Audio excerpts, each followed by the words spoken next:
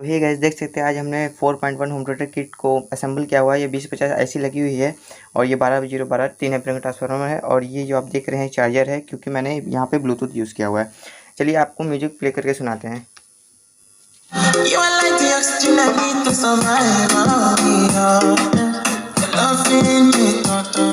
तो चलिए गाइस, ये जो था ट्यूटर, अब हम इसको बेस पे देखते हैं कैसा बजता है।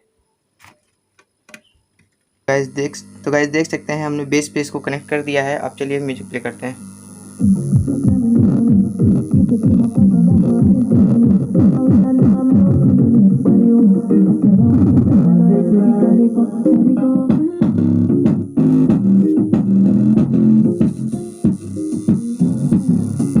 तो गाइस, ये वीडियो आपको कैसा लगा कमेंट करके जरूर बताइए और चैनल पर नए चैनल सब्सक्राइब कर दीजिएगा। इसी तरह का मैं वीडियो लाते आता हूँ। आज के लिए इतना ही, मिलते हैं नेक्स्ट वीडियो में, तब तक के लिए बाय।